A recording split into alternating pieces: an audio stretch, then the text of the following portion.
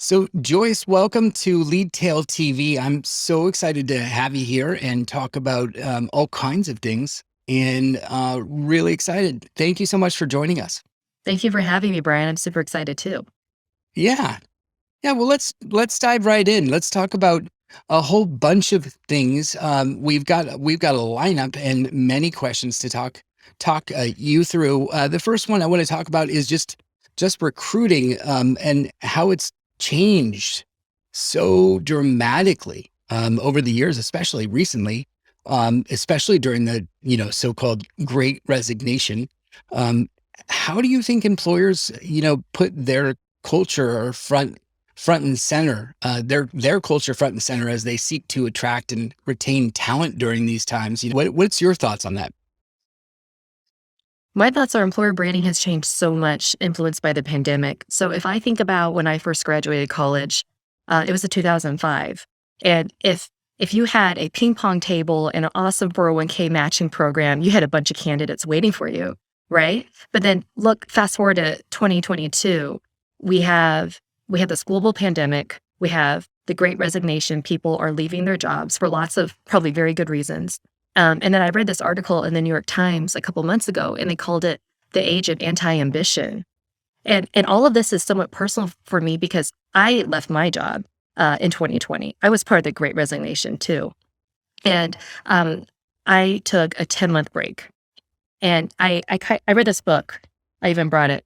It's called Halftime by Bob Buford. Highly, highly recommend it because I view 2020 as my halftime. And halftime defined as a time to rest, to kind of reassess and rethink what are your big moves going to be for the next half of the game. And that's what I did for 10 months. And I felt like I really wanted to be very thoughtful and intentional around how I was going to spend my time. And I wanted to change the world in some way. And I feel like that's I think that's kind of where employer branding is going, to be more inspirational, to be more motivating, to speak more directly to individuals, to help them understand how their impact can really be much larger if they're willing to take risks. Um, so I'll stop there. I said a lot. No, that I mean, it's so I there's so many things to so many different avenues to go down with what you just said. Um, wow. The first one I'd love to just even talk about is that this affected you, and I want to honor what you're able to talk about, but obviously it deeply touched you, and so I'd love to know what you took away from your time and what empowered you. I'd love to hear what you went through. I came back with um, a very clear mind and very motivated to do something big. And so this is what the company I'm at today, Syrah, is my third 3D printing startup. I'm a startup girl, a startup B2B marketer through and through. I think it is an honor and a privilege to help an inventor build their dream. And the bigger, the badder the dream, the better, because small dreams don't get funded. And I became so very excited and encouraged by Syrah's mission. And I took a look at that and said, okay, we have really got to package this, package it in a way that's relatable, that we can communicate to candidates and build a hiring narrative, which is the center of our employer branding, to help really access what I call the passive market. That's or people who are employed or on the sidelines and not really ready to engage. And my theory is there's a lot of A players out there that may not be looking, but we want to access them, and we do that through the hiring narrative. And I was talking to one of our investors at Syrah, and I told him, I was like, look, if we're successful with employer branding, we're going to reach mechanical engineers that work at Tesla, and they're going to say, I got this offer from Syrah, and I want to seriously consider this, and it's going to be a hard decision for them to leave Tesla and join Syrah. That's the point where we want to get to. And so coming back to that employer branding and why it's so meaningful to me is because there are so many exciting, innovative companies, startups that are doing things that will change the world. Climate tech, clean tech, manufacturing, where Syrah is based. And we just have to communicate in a meaningful way that that people could change the world if they're willing to take that risk and jump on board. And you use the words, I think, employer branding. When you talk about the brand of the company, it's such a fascinating thing because you're creating the brand for the consumer, or brand for the customer, and you're talking about the brand for the employee. And so, talk me through how the brand and the employer brand are connected and yet different, to the employee. How we reach and the narrative that we create for the customer is different than the narrative we create for the candidate. The narrative for the customer is around the value proposition of what Syrah can do for them in terms of a business improvement. The narrative for the candidate is around what Syrah can do for them beyond a benefits package. It's all around company mission and what their involvement could be and how that could be impactful on a much larger scale. Mm. I would imagine that it's a very handheld process, very human process.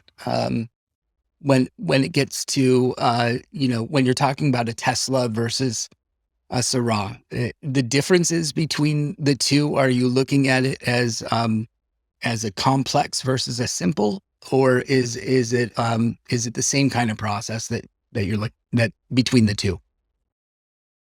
I think both are actually very humanistic. Mm, Um, and employer branding is definitely uh, a different kind. It's a different spin of humanistic because when I talk about employer branding, what we're doing is basically I'm going to our existing employee base and saying, "Why are you here?" And I'm trying to figure out what drew them here. How do they feel like their work is meaningful? yeah. And then I'm trying to expose that to future candidates.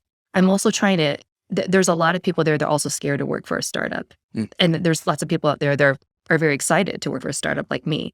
And so it's about making it tangible to them and making them understand that at a smaller company, your involvement will be bigger and with much greater reward than at a larger company. That's part of the narrative too. Oh, that makes total sense. Yeah.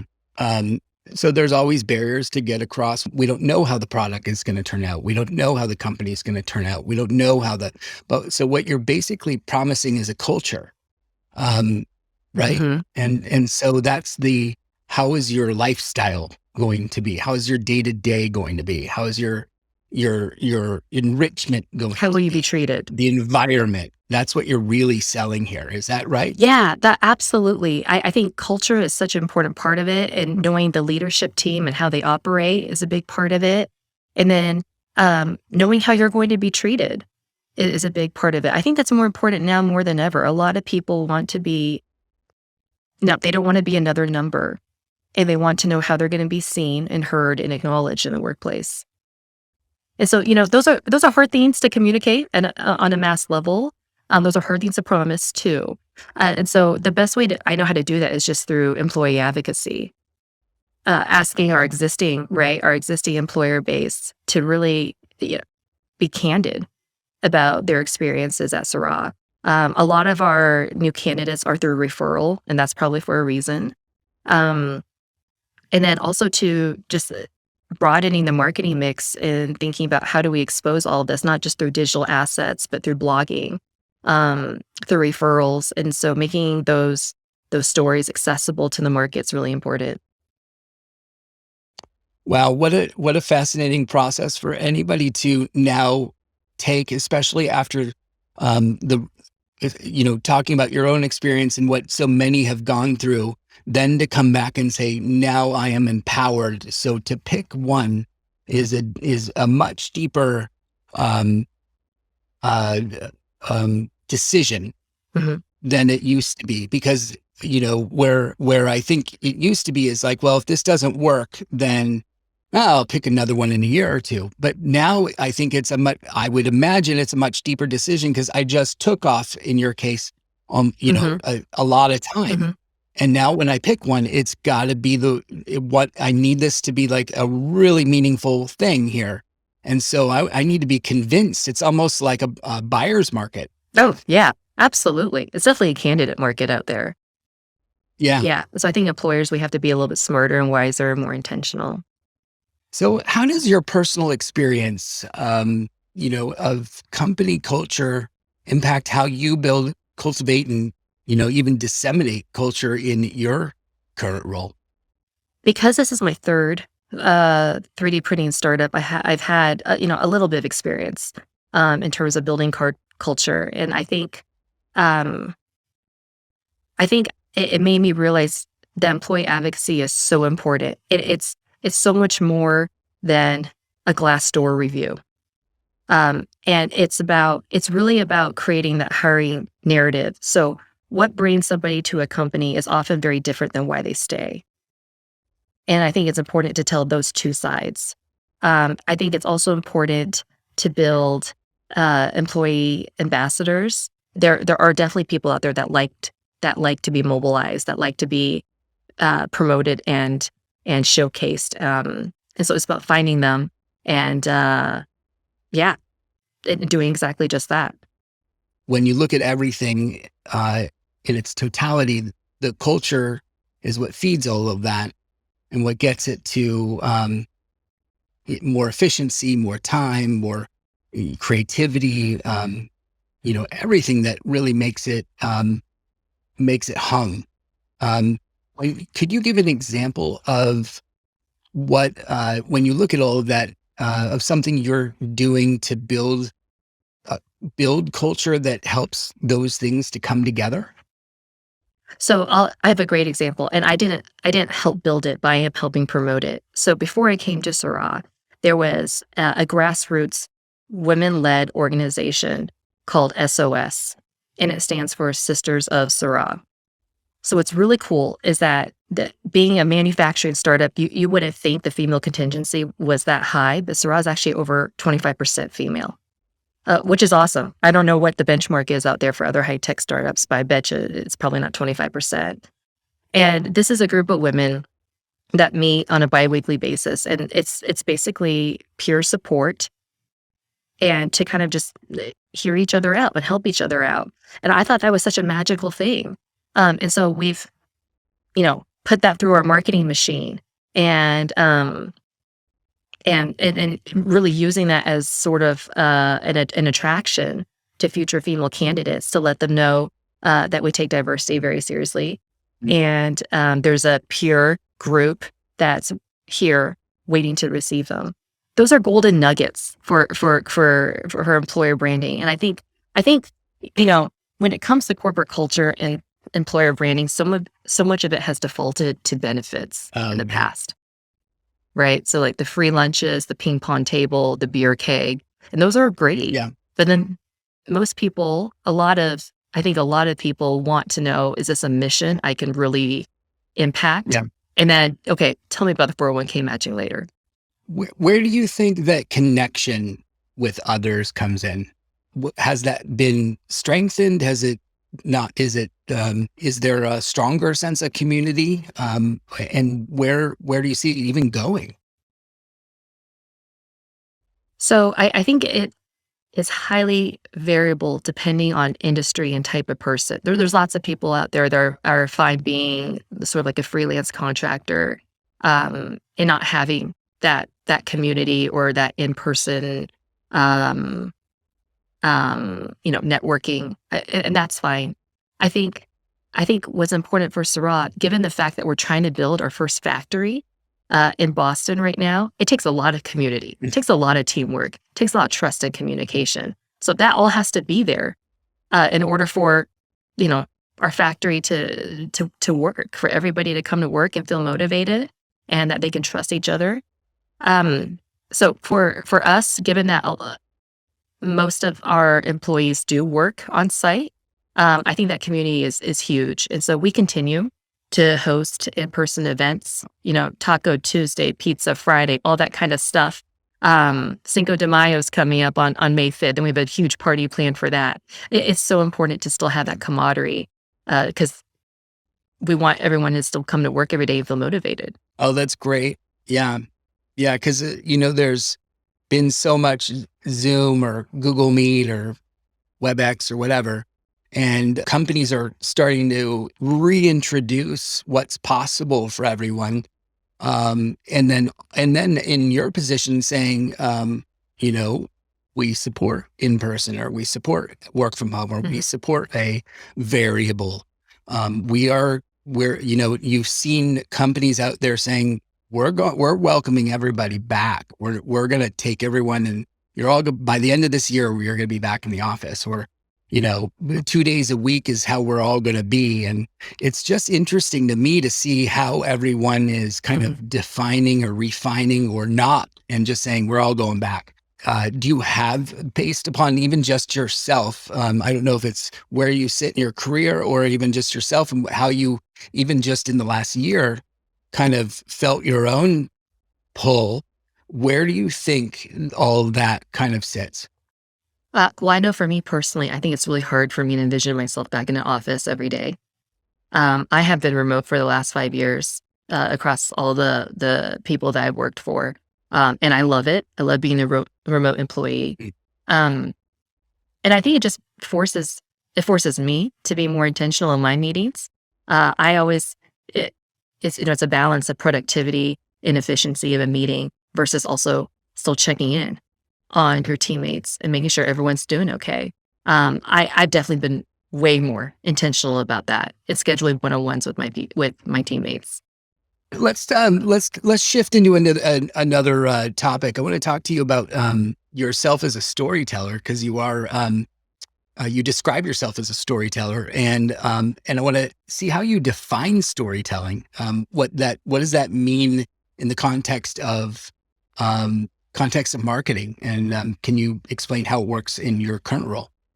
So I define storytelling as creating an emotional reaction with your audience, such that it inspires them to take action. And that action doesn't have to be huge. The action could be they simply follow you, or they subscribe, or they download something, or they just simply have to react. That's how I define storytelling. So in how we communicate to our customers, I define it as we put the customer as the superhero of the story. It's all about them, less about Sarah. All about how they feel empowered, less about what our tech does. When I define storytelling for employer branding, it's about making our company mission relatable, such that they can see how they can easily impact it. Wonderful, yeah. I love that. I love that. The one action that, it's there's a storyline, and then there's a one thing at the end of this that we can all do. On the front end of it. Can you think of a story that you're proud of, that you have been involved with, or created, or co-created, that describes what you're talking about? Yeah, absolutely. So I joined Sura 7 months ago, and very quickly got to work in terms of taking them out of stealth mode. And so that required creating a completely new story, completely new narratives. Uh, from not talking about ourselves at all to all of a sudden opening the full kimono and saying, "This is who we are. Come join us." And I'm very proud of how we did that. I feel like we executed that very well, in terms of making our story relatable. So instead of, I'll give you an example. Um, what a lot of other 3D printing companies in my space would say is, look at our 3D printer, is the biggest, baddest, awesome. Will you buy one? Right. Okay. What Sarah says is, we want to transform manufacturing for people and planet. Will you join us? Mhm. And that just felt like a lot easier for somebody to buy into, right? Right. Rather than say, you want me to pay 1.5 million for a 3D printer. That's a lot of money. Versus, I just want you to join our company mission. Our company mission is, we want to reshore manufacturing, when we want to bring back jobs. We want to bring back business, and we want to decarbonize. If that sounds exciting to you, join us in some way. Subscribe, follow. Yeah. Well, one of the things that you have to think about in the startup world is differentiation. How do you go about positioning the company in the public mind? In the minds of potential employees as well. Differentiation is the heart of marketing, isn't it? And how marketers go about it can sometimes be very confusing. Mm. And few are actually very good. I view it as it's less about, it's less about how the product is different, and it comes back to those bigger business challenges. How are we going to tackle those challenges in a different way? So if you think about back to the pandemic, 3D printing actually became sort of like a messiah solution in the sense that people were printing face masks out of their garage. And people were, 3D printing became very accessible during the pandemic. And that's great. But if you print face masks out of their garage, that's not really reshoring manufacturing, right? These are just one-offs. And so we talk about those business challenges of reshoring in a much different way on a much bigger scale. And that's how I think Seurat differentiates, by disseminating the problem in a different way. And then also being very realistic that there's no single solution that's going to solve a very complex business challenge. It's going to take an ecosystem of partners and policymakers to come together. And I think by being very real, that's just better thought leadership altogether. Who you are and to capture that and to put it out there is the essence of what the reality is of that is often hard. I mean, it's so easy to capture a person, or easier than it is a brand or an entity. When you look at that entity, what's the first thing you would do to go capture that reality or that essence? I think a lot of B2B marketers are confused in terms of what their role really is. Our role is not to get somebody to buy upfront. Our role is to influence the buying cycle such that they ultimately will buy from us. But we need to create really good, valuable content to drive that influence journey. And so if you take that burden off of buy now, if you take that burden off of the marketing department and just say, be more thoughtful with your content creation and how we syndicate, promote, mobilize the entire marketing mix, that really allows marketers, I think, just to be more thoughtful with how they execute. So I forgot what your question was, but that's the first thing that came to my mind is it's not buy now, it's influence. Yeah. I'm curious about then how you believe in KPIs then, because taking that off the table creates a whole different way of working. And it's almost like you're saying engagement is, and I hope you're saying engagement is the way. So my perspective on KPIs has evolved tremendously, having worked for very large publicly listed Fortune 100 companies to now working at startups. KPIs are not static. And I want all B2B marketers to know this too. They are highly dependent on your company maturity. And they are very different depending on what you're actually selling. If you're selling SaaS, you're selling software licenses, you're building a demand generation funnel, your KPIs are very different than someone like me working for a hardware startup. And I'm not selling systems. I'm actually selling capacity to print on our systems. Business model absolutely matters. Maturity also matters in terms of company maturity. So for a startup in our phase, you're totally right. Engagement and looking out for signals, positive signals of interest is far more important than chasing after MQLs. So that MQL thing is a hamster wheel. Marketers will be chasing that forever. And there's a lot of comfort and vanity in MQLs. There is more meaning and more value in looking after buyer intent signals, and piecing together a story for the executive team to understand how are people engaging, how are they being influenced by us, and then we follow them throughout their customer journey to see ultimately do they buy. Oh, the longer we talk, the more I just know we are going to get along for a long, long time. You're saying that that engagement is probably one of the keyest pieces, the key indicators. Um, when you look at all of that and you start to assess your career really in all of those areas that I just named, how do you look at it as a conglomerate of sales enablement? How do you look at lead generation? How do you look at basically MQL and SQL and conversion and employee branding as one?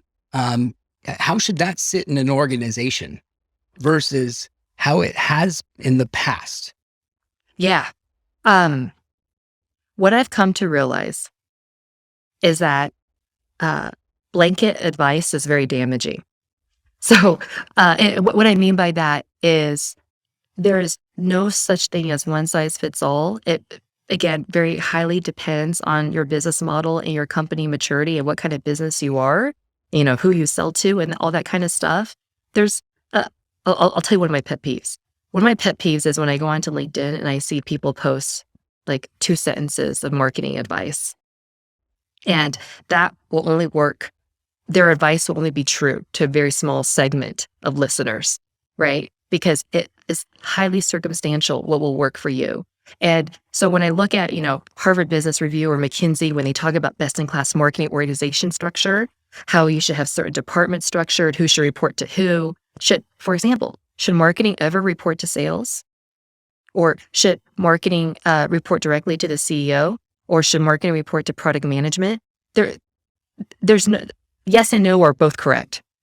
Mm. It just depends. Um, And that's what I've learned, is that the answer is highly dependent on who you work for and where they are in their journey. mm.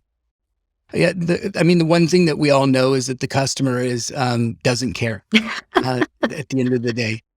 That's that's I, absolutely right. they Yeah, they just want one experience. So as long as they're having a consistent and great experience, if they're not, then something along all of those needs to be looked at. yeah, absolutely. I would admit, yeah. Hmm. Okay, this is going to be the toughest question of all. Of every question I've just asked you, which is about your garden. Yeah, I'm very Uh, proud of my garden. Good, good. I am a gardener myself. And any tips on what you've learned so far, or just one or two? Any tips? Oh man, so again, I don't pretend to be an expert. I would say fertilizer is really important and watering constantly, especially Mhm. where I'm at in Dallas. I go out there in my garden and I water 3 times a day because it's just so hot. Yeah, I hear you on the soil. The soil makes a huge difference. I learned that the hard way in the mix and the different mixes that you can put into it. And there's a lot of ways that we could actually turn that into a business conversation, but I won't go there. Yeah, yeah, fundamentals matter, huh? Well, thank you so much, Joyce, for spending your time here on Lead Till TV and with me. Really appreciate it. No, thank you. I had a lot of fun in this conversation too. Wonderful. Well, we'll talk again soon. Cheers. Okay, thank you.